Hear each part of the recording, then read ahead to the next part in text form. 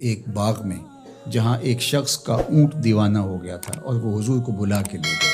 اونٹ دیوانہ ہو جائے تو سخت نقصان دہ ہوتا ہے، تو صحابہ کہتے ہیں کہ حضور جب داخل ہوئے تو ہم ڈرے کہیں حضور کو نقصان نہ پہنچا دے، کیونکہ وہ حضور کو دیکھ کے دوڑتا ہوا آیا، لیکن جو ہی وہ قریب آیا تو منظر عجیب تھا۔ اس نے اپنی پیشانی حضور کے قدموں میں رکھ دی اور سجدہ ریز ہو گیا۔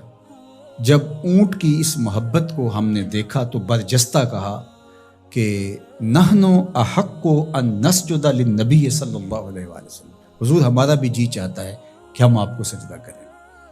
تو جب آقا کریم علیہ الصلوۃ والسلام نے صحابہ کے اس مطالبے کو سنا تو فرمایا کہ اگر اللہ کے علاوہ کسی اور کے لیے سجدہ روا ہوتا تو میں بیوی کو حکم دیتا کہ وہ شوہر کو سجدہ کرے۔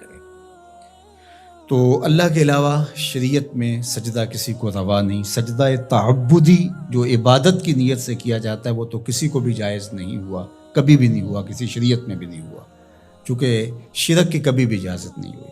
لیکن جو سجدہ تعظیمی ہے وہ پچھلی شریعتوں میں جائز تھا، لیکن اس امت کے اندر اس کے بھی روک دیا گیا تاکہ اس کا راستہ ہی بند کر دیا جائے۔ ایاک نعبد و ایاک نستعین، ہم تیری ہی عبادت کرتے ہیں اور تجھی سے استعانت طلب کرتے ہیں، تجھی سے مدد مانگتے ہیں۔ عبادت کسے کہتے ہیں؟ اقصی غایت التذلل والخضوع، انتہائی درجے کی عاجزی اور انکساری عبادت ہے، اور عبادت کا جو نقطہ کمال ہے وہ سجدہ ہے۔ سجدے سے بڑھ کر عبادت کا کوئی روپ نہیں ہو سکتا، اور بندے کو سب سے زیادہ قربت رب کی سجدے میں ہی نصیب ہوتی ہے۔ تو ہماری عبادتیں اللہ کے لیے ہیں، اس لیے بندہ اس کے حضور کھڑے ہو کر کے عرض گزار ہوتا ہے کہ مالک میرا سر تیرے حضور جھکے گا۔ تو یہ جو تقدم ہے ایاک کا وہ اس لیے ہے تاکہ یہ حسر پیدا کر دیا جائے کہ ہماری پیشانی اللہ کے علاوہ کسی کے آگے نہیں جھکتی۔ اچھا، اب یہاں ایاک عابد بھی تو ہو سکتا تھا، لیکن نعبد ہے، اس لیے کہ بندے کو یہ سکھایا گیا کہ اپنی عبادت پہ ناز نہ کرنا، اپنی عبادت کو صالحین کی عبادت کے ساتھ جوڑ کے پیش کر کہ مالک جس طرح تیرے بندوں کے سر تیرے حضور جھکے ہوئے ہیں، میرا سر بھی ان کے ساتھ تیرے حضور جھکا ہوا ہے، ان کی عبادت قبول کرے گا تو ٹوٹی پھوٹی شکستہ عبادت میری بھی قبول فرما لینا۔ اور پھر ارشاد فرمایا وَإِيَّاكَ نَسْتَعِينُ، اور ہم تیرے سے ہی استعانت طلب کرتے ہیں، تیرے سے ہی مدد مانگتے ہیں۔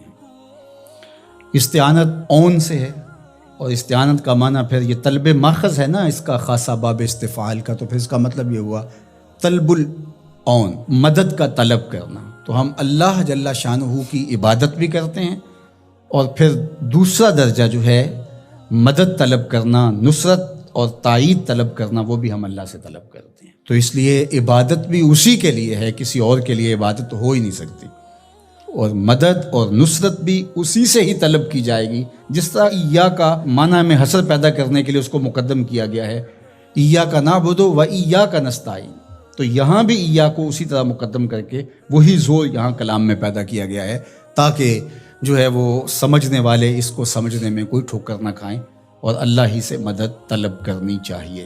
باقی مجازن اگر کسی سے آپ طلب کرتے ہیں مدد، تو آپ کے اعتقاد میں یہی ہوتا ہے کہ وہ اللہ کی دی ہوئی توفیق سے میری یہ مدد کر سکتا ہے۔ اگر ایسا ہو تو وہ اس کے زمرے میں نہیں آئے گی۔ ڈاکٹر سے دوا لینے جاتے ہیں تو شفا تو من جانب اللہ ہوتی ہے۔ یہاں آج کل جو ہے وہ نور بٹ رہا ہے، تو یہ کہا جائے کہ انہوں نے مجھے نور دے دیا، تو نور تو اللہ ہی دینے والا ہے، لیکن یہاں مجازی معنی ہوگا۔